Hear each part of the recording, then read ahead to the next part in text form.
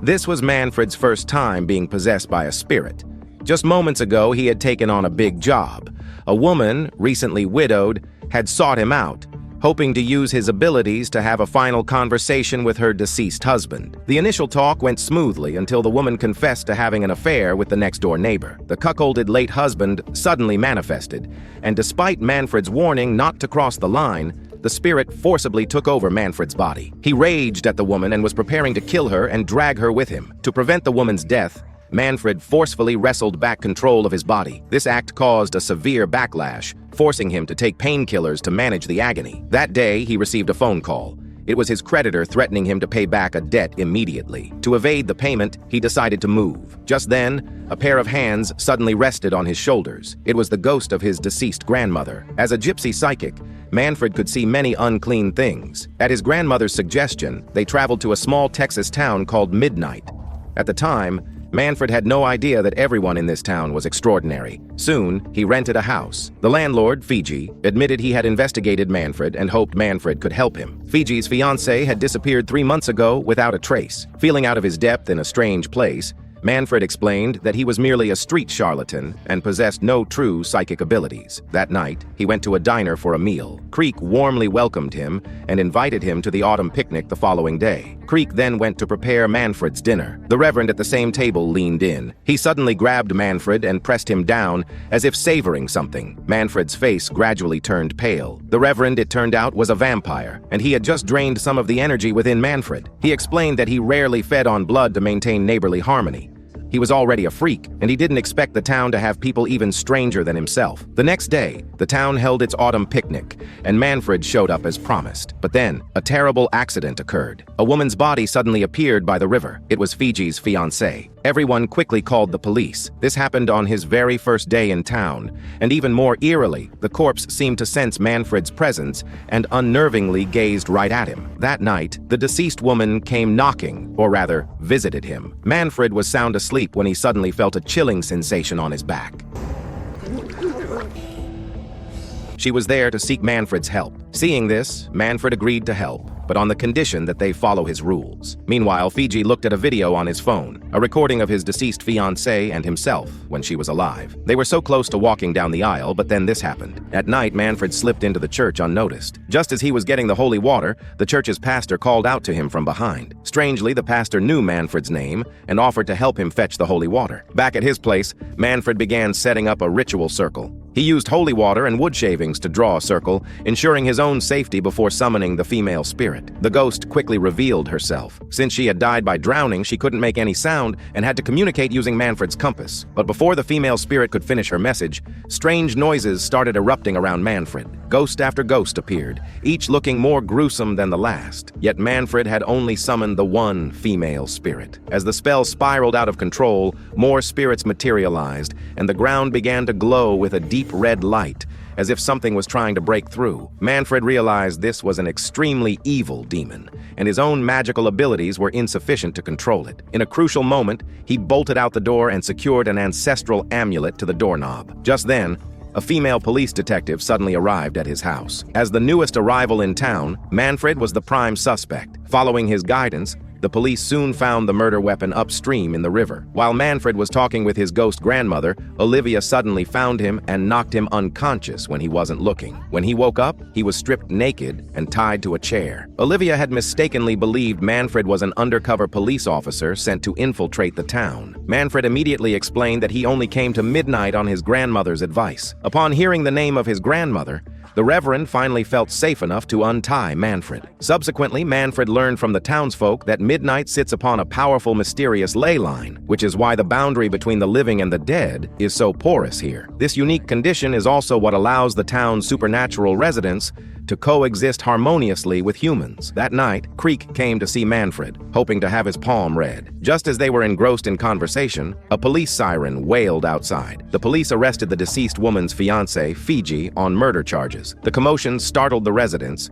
who spontaneously gathered in front of the police car. As the police were about to drive Fiji away, the vampire, the Reverend, was the first to speak up. But despite the Reverend's warning, the sheriff remained firm. It was then that Fiji waved her hands, and the police car instantly crumpled and was then lifted into the air. Her true identity was a witch who possessed supernatural powers and kept an orange cat that could speak human language. Seeing the situation quickly spiraling out of control, the Reverend reminded her that tomorrow was the night of the full moon, and they needed to proceed with caution. Manfred also offered his help. It wasn't until the others persuaded her that Phoebe retracted her magic. To prove Fiji's innocence, they had to find the real killer immediately. After witnessing Phoebe's witchcraft, Manfred asked her to accompany him back to his place, along with the fallen angel, Joe. They had just entered the room when the vengeful spirit of the female corpse revealed herself. This time, Manfred decided on a different method of communication. He permitted the spirit to borrow his body. With that, the vengeful spirit transformed into a cloud of black smoke and entered Manfred through his mouth. At that moment, the scene of the woman's murder surged into Manfred's mind. A moment later, Manfred woke up. He told Phoebe that he had witnessed the murder but couldn't see the killer's face because they were wearing a skull mask. Phoebe suggested he tell the police, especially since he had helped them find the murder weapon, which should give him credibility. Accompanied by Joe, Manfred went to the police station and recounted the psychic vision he saw, including the entire sequence of events. Although it was hard to believe, the sheriff did not doubt Manfred's words. He instructed his subordinates to continue the investigation and fired the female detective who had rashly arrested Fiji. After returning from the police station, Phoebe decided to help Manfred drive out the ghosts. As soon as they opened the door, a large number of ghosts rushed out. Phoebe waved her magical artifact and chanted spells, but the spirits didn't seem to respond. Instead, they swarmed toward Manfred. Seeing this, he had no choice but to quickly step outside the room. Under the influence of the spell, the ghosts scattered everywhere. After a moment, the room returned to silence. But then, Manfred noticed that the artifact used for the exorcism was stained with blood, meaning the real evil entity was still inside. Something seemed to be stirring beneath the floorboards. Just then, Phoebe heard the call of a demon. The door flew open and Manfred was thrown out. When Manfred finally re-entered the room, Phoebe was immobilized by some force. She was then levitated, letting out screams of pain. At the same time, her skirt was being pulled up inch by inch, and through the mirror, Manfred saw the hands of a demon from hell. Manfred's power was utterly insufficient to fight it. He rushed to his RV, retrieved a skull, an ancestral ritualistic object that contained unknown powerful energy. Manfred held it up, shouted an incantation, and released the energy. Accompanied by a flash of golden light, the skull turned to ashes. Manfred didn't wait. He quickly smashed the mirror, finally driving the demon back to hell. But the ordeal wasn't over. Manfred told Phoebe that the Reverend was missing. They immediately drove to the woods to search. There, they found the Reverend, who had transformed into a tiger. The blonde woman and the vampire, the Reverend, also rushed over. The Reverend, now a tiger, had completely lost his humanity. However, he was their friend, and they couldn't kill him unless absolutely necessary. The blonde woman prepared to shoot him, but the vampire, the Reverend, stopped her. He restrained the tiger and drained his energy, which finally calmed the beast. The following morning, the Reverend transformed back into a human.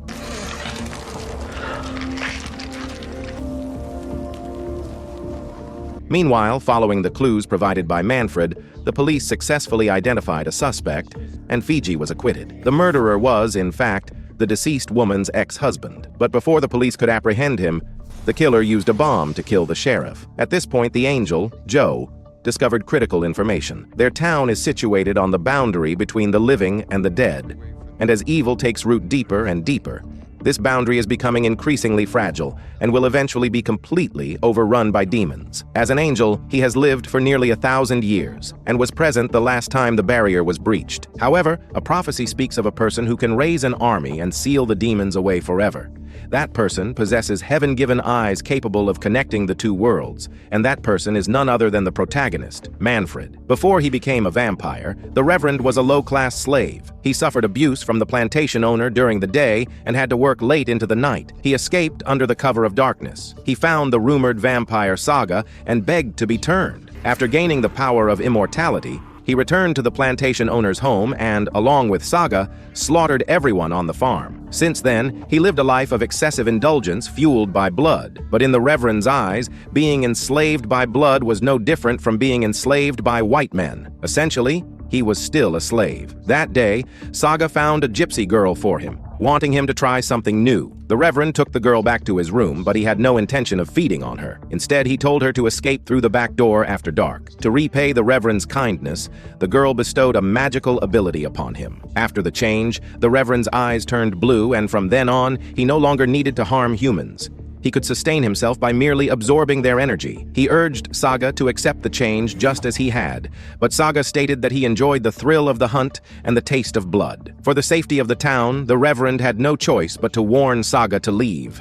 Since the Reverend had betrayed him, there was no reason for Saga to stay. However, faced with Saga's two underlings, the Reverend simply touched them lightly, instantly draining all their energy. At this point, the Reverend's power far surpassed Saga's, so Saga chose to leave town. But 100 years later, Saga came back for revenge. That night, Creek was walking home from work when Saga suddenly appeared before him. Just as he was about to feed on Creek, the Reverend arrived in time and threw Saga back. Stepping closer, the Reverend realized it was his master who had returned. Saga told the Reverend that he was just passing through and only planned to stay for a night before leaving. However, Manfred and the blonde woman didn't believe him. They went to Saga's RV and found a woman inside, covered in needles.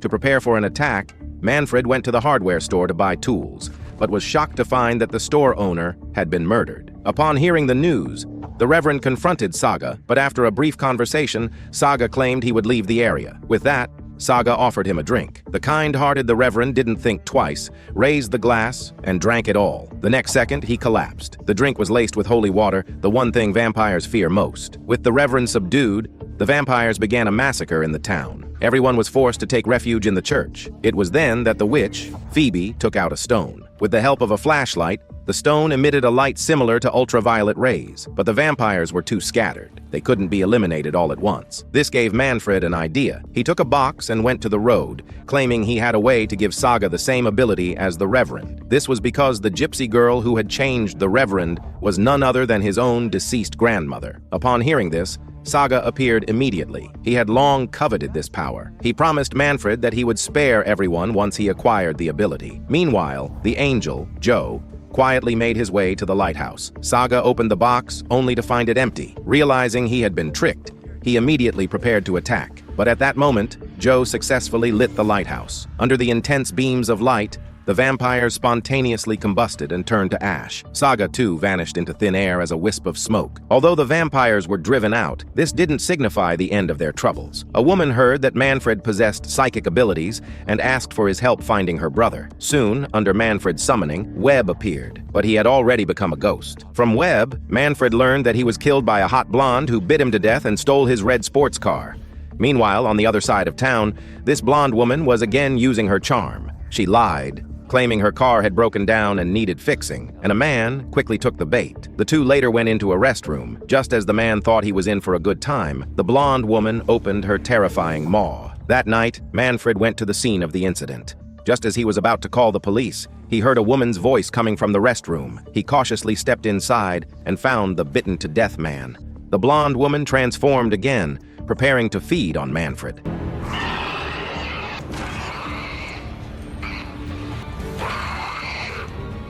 Returning to town, he gathered the others. Based on his description, Joe drew a picture of the blonde. The Reverend instantly recognized her. She was a vampire. She was skilled at disguising herself and seducing humans, relying on drinking their blood to maintain her youthful appearance. There was only one way to kill her. The witch, Phoebe, concocted a potion that, when used on the vampire, would return her to her original form, thereby reducing her combat power. With the potion ready, the group went to a local bar, where they indeed found the blonde.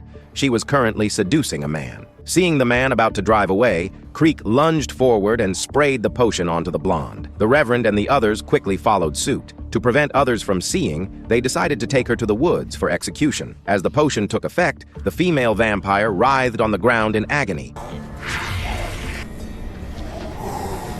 Moments later, she reverted to her true form, an ancient vampire who had lived for nearly a century. The Reverend struck her, sending her flying, but she didn't die. Instead, she transformed into a spider demon and escaped. After escaping, she captured another man. This time, the Reverend deliberately stepped forward to distract her, while Manfred took out a gas canister from behind and sprayed her. Finally, under intense heat, the female vampire was reduced to a puddle of sludge. But the bizarre incidents did not end there. The next day, another female corpse appeared in town, looking like she had been dead for a long time. Manfred attempted to summon her ghost, but strangely, there was no response whatsoever. To investigate the truth, Manfred and the Reverend went to the woods again and stumbled upon the bearded man attacking a woman. Fortunately, they arrived in time, and the girl was not in mortal danger. But the bearded man was none other than the father of Manfred's girlfriend. However, when questioned by everyone, he kept his mouth tightly shut and refused to say a word. Manfred suddenly remembered that, as a psychic, he could see the vengeful spirits of the dead. So, he went to the bearded man's house. As soon as he entered, he heard many sounds of weeping and wailing. He followed the noise to a hidden compartment and retrieved a shoebox from it. The moment the shoebox was taken out, the sounds vanished instantly, suggesting the box was highly significant. He decided to open it to find out the truth. The real killer turned out to be the bearded man's son, Connor, who was also the younger brother of Manfred's girlfriend. Realizing his actions had been exposed, Connor held his sister hostage and prepared to flee. To find her immediately, the angel Joe decided to stop concealing his identity and revealed his wings in plain sight. He then unleashed a beam of light that stopped a crashing vehicle. Seeing this, the boy abandoned the car and ran. Just as he reached an open clearing, the pursuing vampire, the Reverend, caught up and snapped his neck. Afterward, the Reverend found Joe and thanked him for saving the townspeople. However, this meant that Joe's identity was exposed, and by using the angel's light, that energy would attract an unwanted visitor. 1,000 years ago, Joe, as an angel, was responsible for protecting humanity. He and his mentor, Amaya, slaughtered demons everywhere, and he learned many skills from her. Soon, they developed feelings for each other, but Joe suddenly vanished midway through their relationship. For 1,000 years, Amaya searched everywhere for Joe, eventually locating him in the town of Midnight. At this time, she realized that the man traveling with her was not human, and she immediately seized him. For an angel, hunting a demon is the most beautiful thing. She arrived in town and first sought out the Reverend. Faced with her questioning, the Reverend chose to conceal the truth. But angels possess the ability to read minds. She pressed her hand against the Reverend's forehead, instantly reading all the conversations he had with Joe. Following the information, she arrived at the door of Joe's shop. Manfred happened to be passing by and immediately warned Joe inside. By the time Amaya reached the upstairs room, Joe had already disappeared. Manfred was about to go and meet up with the others, but along the way, he encountered Amaya again. He quickly ran back to his RV and asked his ghost grandmother for help. Amaya soon caught up and demanded to know why Manfred ran when he saw her. Before Manfred could explain, she pressed her hand to his forehead, attempting to extract useful information. Clearly, she got nothing. Only after Amaya left did the grandmother's ghost emerge from Manfred's body. The group gathered to discuss how to deal with Amaya. It was then that Joe revealed the reason he left Amaya. He met his boyfriend, Creek, along the way. Creek was neither an angel nor human, but the offspring of a human and a demon. Although a half-demon, Creek was kind-hearted and never harmed humans. To protect his demon boyfriend, Joe had no choice but to escape with him and live in seclusion in Midnight. In retaliation for his betrayal, Amaya also chose to fall from heaven. Therefore, she was no longer bound by heaven's rules, and her power level was far superior to Joe's. It was then that Manfred thought of a plan. As a gypsy psychic, he could turn a mirror into a gateway to hell. If they could lure Amaya into the mirror, they could eliminate her completely. Meanwhile, Amaya had already begun her operation, reading the minds of the residents one by one, attempting to find Joe's location. On the other side, Joe told Manfred about the ancient prophecy of a hero who would lead an army to destroy the demons on Earth, and that Manfred was the chosen one. But Manfred did not believe this. As the two were talking, Manfred received a phone call from his girlfriend, Creek. Amaya had now taken control of all the residents. She warned Manfred to hand over Joe immediately, or she would kill everyone in town. Left with no choice, Joe stepped forward. He deliberately created a distraction, luring Amaya into the middle of the street. Seeing the moment was ripe, Manfred immediately pulled out the mirror, but Amaya had 1,000 years of experience. This trivial trinket was child's play to her and only made her angrier. She prepared to kill one to warn 100 by finishing off Manfred. At that moment, Joe transformed into an angel and kicked her away.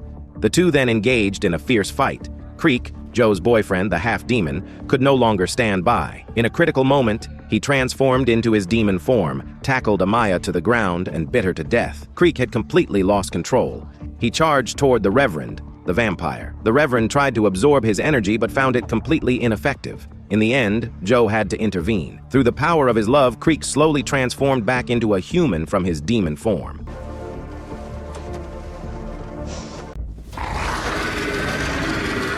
The man transformed into a vampire, his eyes fixated on the pulsating veins of the nurse. He could barely contain the urge to pounce immediately. Hearing the alarm, the police quickly arrived at the scene, but they were no match for Mike. They were easily pinned against the wall, becoming Mike's blood bags. Hearing the cries of his friend Damon, a shred of rationality remained within Mike, prompting him to restrain his bloodlust. He hoisted the body and dashed out of the isolation room.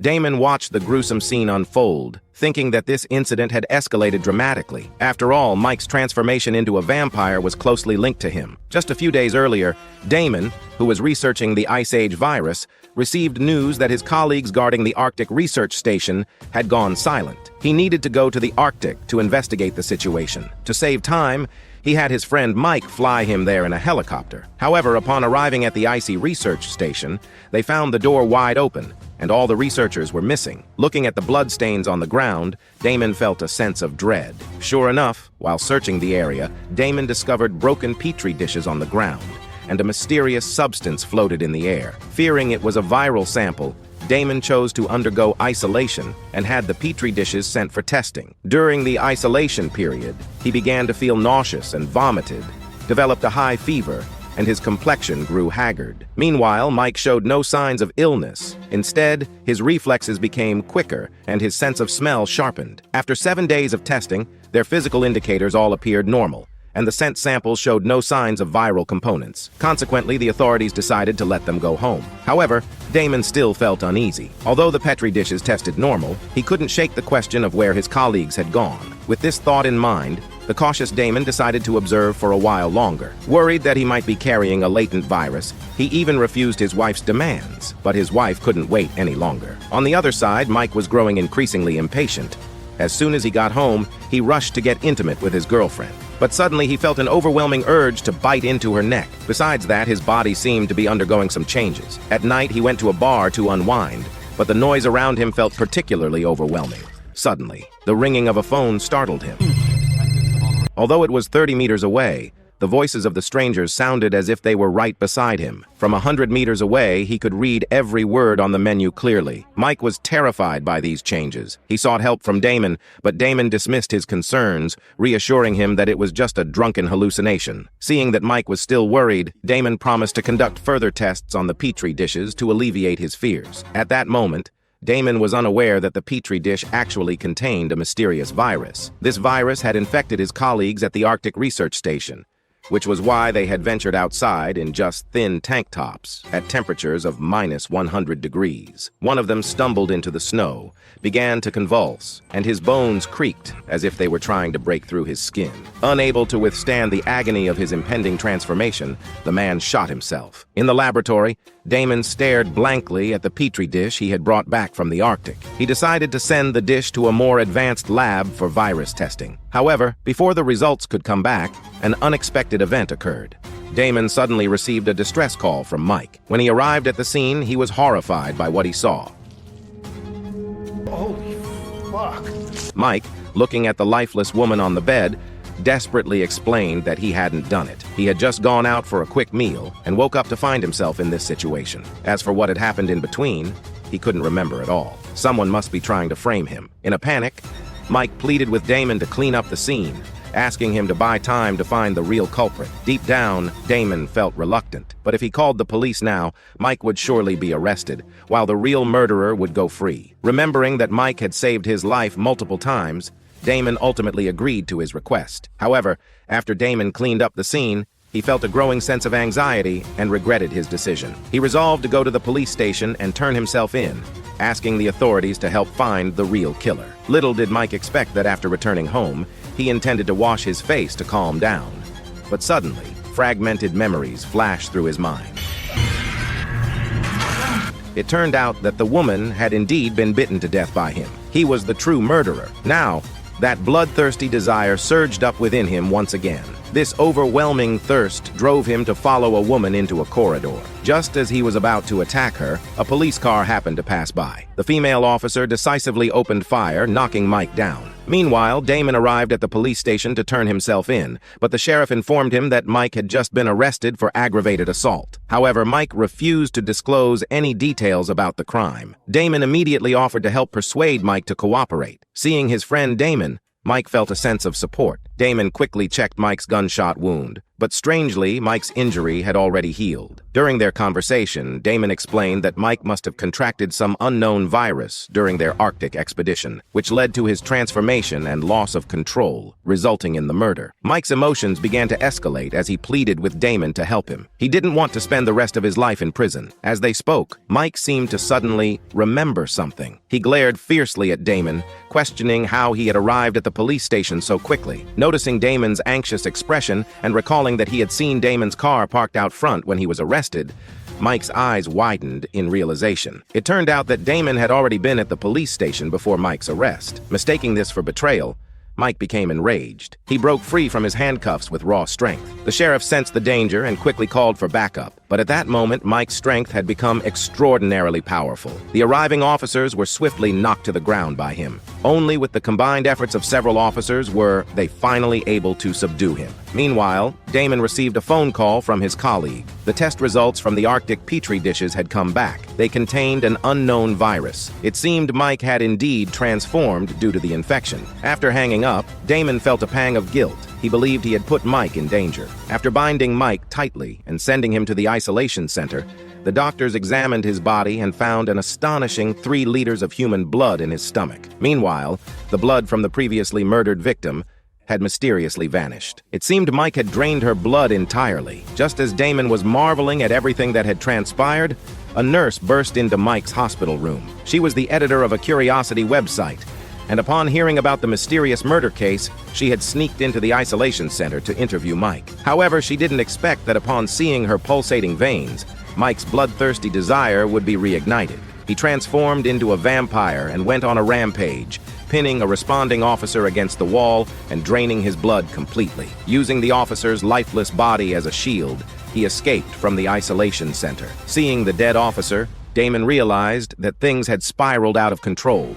Fearing that Mike would retaliate against his family, he immediately drove back home. On the way, he received a call from his son, who mentioned that it seemed someone was following him. Damon urged his son to run home and lock the door. By the time he returned home, darkness had fallen. Fortunately, his son appeared to be fine, and everything in the house was normal. Just then, a strange noise came from upstairs. As Damon prepared to check it out, seeing the terror on his wife's face, he quickly grabbed an iron hook and swung it without hesitation. The hook pierced his wife's abdomen, and she twisted in pain before collapsing to the floor.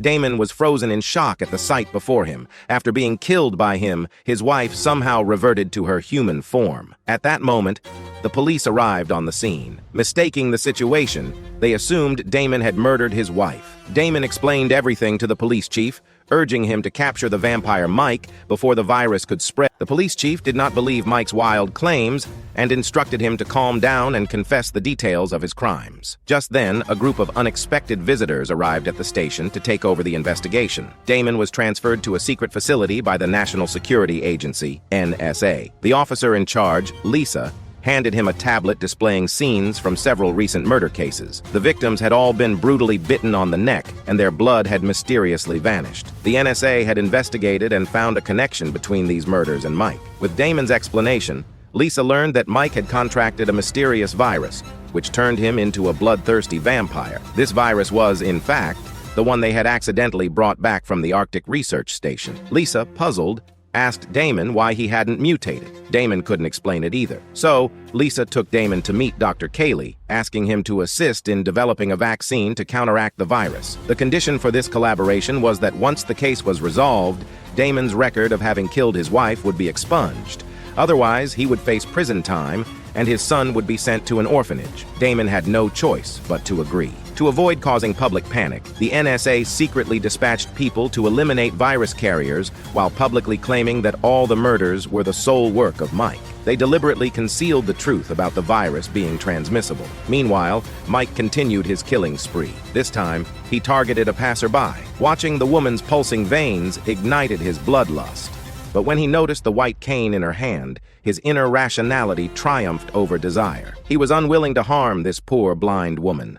Perhaps from that moment on, Mike fully mastered his ability to transform into a vampire and learned how to control his bloodthirsty urges. The next day, after seeing his wanted notice on TV, Mike planned to flee to another city. However, as he drove, he narrowly passed by a police car. With just a glance, the officer recognized Mike and immediately turned the car around to pursue him. Upon learning this news, Lisa from the NSA ordered Mike to be executed. Damon, wanting to protect his brother, persuaded Lisa to capture Mike alive, arguing that since he was the first infected, there might be a way to find a solution to the virus through him. To prevent Mike from harming anyone again, Lisa agreed to let Damon accompany the capture team to persuade Mike. By this time, Mike had abandoned his car and fled into a forest. 2 officers followed him closely into the dense woods, but Mike seemed to have vanished without a trace. Suddenly, a scream echoed through the female officer's radio. It appeared the male officer had fallen victim to Mike's attack. At that moment, Damon and the NSA arrived at the scene and found the slain officer impaled on a tree branch, his chest pierced through. The team leader, seeing the officer's gruesome death, decided to abandon the plan to capture Mike alive to prevent further casualties. To protect his brother, Damon secretly called Mike, directing him to escape from the area. At that moment, Damon still didn't realize the extent of the trouble that releasing Mike would cause. As soon as he returned to the NSA, Lisa informed everyone that due to the failure of the capture operation, 2 more officers had been killed. The country's high command issued them an ultimatum. If Mike was not brought back to the laboratory within 24 hours, the military would intervene. At that point, everyone potentially infected with the virus would be executed in secret, including Damon and his son. To buy more time, Damon enlisted the help of his former colleague, Lisa, to research the virus. To prevent public outrage from escalating, the NSA directly sent people to abduct Kelly and threatened her with the lives of her colleagues, forcing her to delete related reports and videos. Meanwhile, the virus was spreading rapidly, and there were already infected individuals in the virus research lab. Colleague Lisa nearly fell victim to a vampire, but fortunately, Damon heard her cries for help and rushed over with an axe. However, a single swing of the axe couldn't stop the vampire. Thankfully, the team leader arrived with a gun and shot the vampire 3 times before it was finally dead. This crisis made Damon realize that the virus had reached an uncontrollable level. He decided to persuade Mike personally to turn himself in to the NSA and cooperate with the research efforts to develop a vaccine as soon as possible. At this point, Mike was already lost in his delusions, believing that his mutation was actually humanity's evolution. His senses had become sharper, and his speed and strength were enhanced. Facing Mike's refusal, Damon patiently tried to persuade him, unaware that a sniper rifle was aimed at the heads of both men from behind. Just as the trigger was about to be pulled, a vampire jumped in front of the gun. Mike quickly intervened, scaring off the vampire and urging Damon to leave for his safety. Once Damon left, the girl approached Mike to express her intentions. They wanted to establish a vampire kingdom, uniting all vampires to resist the government troops' pursuit. Mike was revered as their leader. Since they intended to build a nation, they needed a stronghold first. That night, the girl pretended to be chased by vampires and ran to a warehouse door, seeking help from the manager. The kind manager, without thinking much, opened the door. After occupying the warehouse, Mike used it as a base for the vampires. To gather more vampires to join, he posted a video online announcing the establishment of the Vampire Kingdom. Back at the NSA, Damon angrily confronted Lisa, questioning why she had sent a sniper to assassinate Mike. Lisa, however, claimed to know nothing about it. Someone must have wanted to kill Mike to provoke the vampire community, which would lead to the situation spiraling out of control and allow the military to intervene under the guise of authority. To stop this insane plan, Lisa intended to confront the higher-ups directly, but as soon as her car left the warehouse, it mysteriously exploded. Soon, the military took over the NSA's operations, but the general planned to investigate the explosion's culprit, directly blaming it on the vampires. He gave a televised speech declaring it a terrorist provocation against the state and announced news of the virus's spread. The military would begin to detain anyone showing signs of infection and encourage the public to report anyone exhibiting symptoms. However, Damon opposed this decision, arguing that it would entangle innocent people as well. The general remained resolute, stating that unless Damon could find a way to identify infected individuals, they would proceed as planned. With no other choice, Damon threw himself into the laboratory day and night, trying to uncover the virus's characteristics and prevent the disaster. Meanwhile, after transforming into a vampire, The woman Danny was the first to bite her sister, turning her into a vampire as well. Ever since her transformation, her sister Mira had lost interest in ordinary food. She watched the pulsing veins of passers-by and couldn't help but feel the urge to pounce and take a bite. But her human rationality held back her impulse. Seeking revenge, she called the NSA to report her sister Danny as infected with the vampire virus. At that time, Danny had already set her sights on her next target. She lured her ex-boyfriend, pretending to want to rekindle their romance. During their intimate moment, she sank her teeth into the man's neck, greedily sucking his blood. However, Danny was not satisfied with just one feast. Wanting fresh human blood for every meal, she kidnapped several ordinary humans and injected them with a special toxin using her vampire fangs. This toxin could numb human consciousness, allowing her to completely control them, turning them into her long-term blood bags. But the arrival of the NSA shattered Danny's happy life. She bit into her wrist and then pretended to be a victim, lying on the bed. Her fellow vampires, however, were foolish enough to jump out and fight against the military. Unfortunately, they were outnumbered and were taken away, wearing masks. Thanks to her superb acting skills, Danny successfully evaded detection and blended in with the group of victims. For the sake of virus research, Damon helped them onto a bus, preparing to take them back to the lab for blood tests. On the way, Danny carefully observed her surroundings. When a police officer relaxed, she quietly broke free from her restraints and suddenly launched an attack. After taking out the officer, vampire Danny set her sights on Damon. However, just as she opened her bloodied mouth to attack, she sensed danger. A group of vampire hunters was closing in on her. Danny, unable to focus on drinking human blood any longer, turned to escape. You can run, but you can't. Seeing the vampire flee, the leader, John, quickly sent his subordinate Jamie after her. Meanwhile, Damon, who had narrowly escaped the vampire's attack, raised his hands and got out of the vehicle. Facing the dark barrel of a gun, he nervously explained everything that had just happened to John.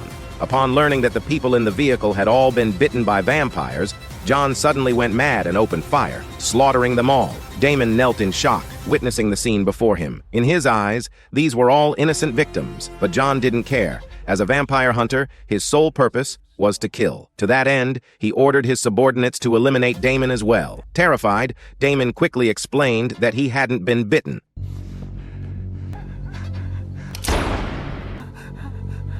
Before the operation started, the captain had given him a handgun, but due to its heavy recoil, Damon found it difficult to handle and had stuffed it into his bulletproof vest. In his anxiety, he had forgotten about the gun's existence. Now, in this life-or-death situation, he remembered it and considered using it for a surprise attack. Jamie, who had gone to chase after the vampire, returned.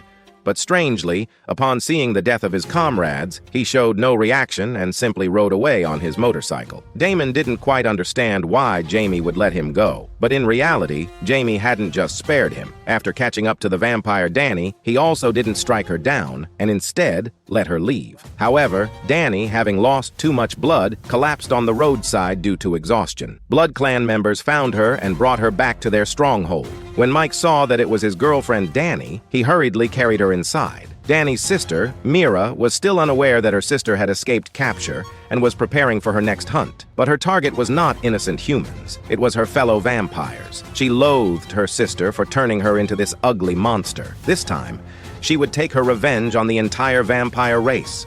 For every vampire she killed, she would mark a line on the handle of her weapon. To satisfy her bloodlust, she purchased blood bags from the black market. Although she had been drinking human blood for a while, Mira still found it hard to adapt to the bloody taste. Internally, she struggled to accept her transformation. The dual torment, both physiological and psychological, made her unable to hold back her nausea. Yet her rational mind reminded her that a vampire's body needed blood to replenish energy. Reluctantly, Mira had to endure the discomfort and down the full cup of human blood. Just as Mira finished filling her stomach and was about to take a moment to rest, someone knocked on her door. When she opened it, she found 2 police officers standing outside. Mira felt a surge of anxiety. Had her identity been exposed?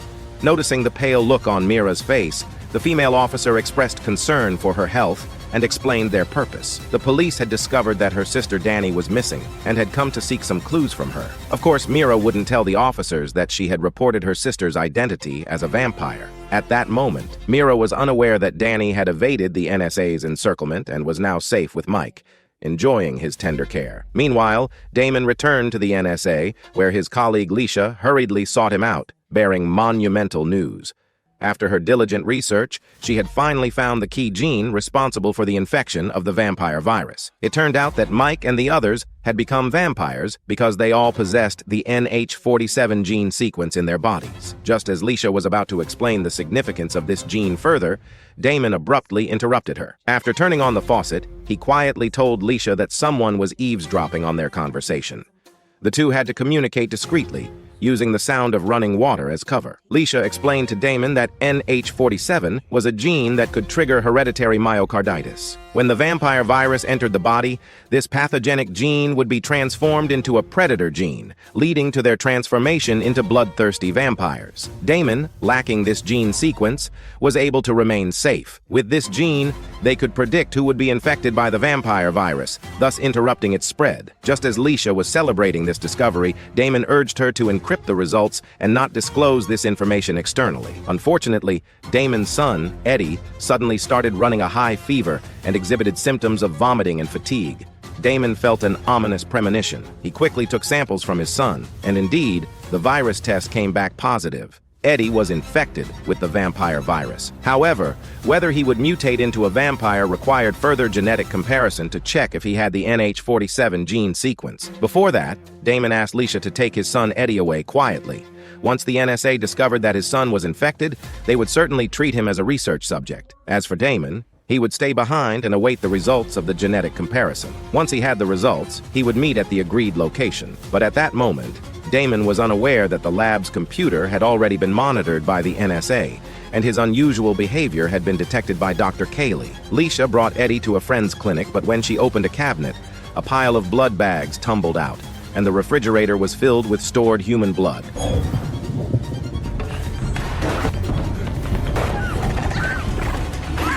On the other side, after Damon received the test results, he prepared to escape the NSA and meet his son at the agreed location. However, just as he ran out the door, he was stopped by officers who demanded to know where he had hidden his son. When Damon refused to answer, the general punched him as a lesson. But Damon was not an easy target. He quickly retaliated with a punch of his own. Seeing that Damon was tough, the general ordered his subordinates to handcuff Damon and take him back to a room for house arrest, planning to slowly torture him for information. Dr. Cayley approached Damon for a heart-to-heart talk, saying he was also a father and understood Damon's worries about his son. The doctor expressed his willingness to help Damon escape. Seeing the confusion on Damon's face, the doctor explained that he had long been dissatisfied with the general, who was currently ordering troops to recklessly hunt vampires outside, executing all indiscriminately, regardless of their innocence. The doctor wanted to team up with Damon to change this situation, but he needed Damon to hand over the method for identifying the predator gene. Damon replied that he would tell the doctor once he was safely out of the NSA. Taking advantage of the stillness of the night, the doctor secretly took Damon to the outskirts. On the way,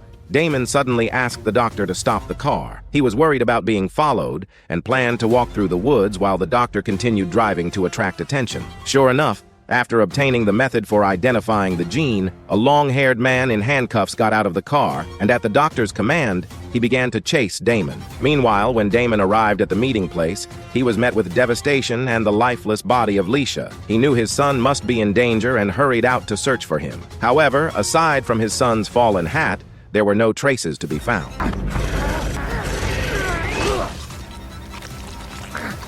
After eliminating the vampire hunter, Damon continued his search for his son. However, during his escape, he stumbled upon a military operation secretly capturing civilians who were also about to be taken to the concentration camp for execution. While Damon observed from the shadows, he was suddenly spotted by a soldier. He turned to run but accidentally fell to the ground.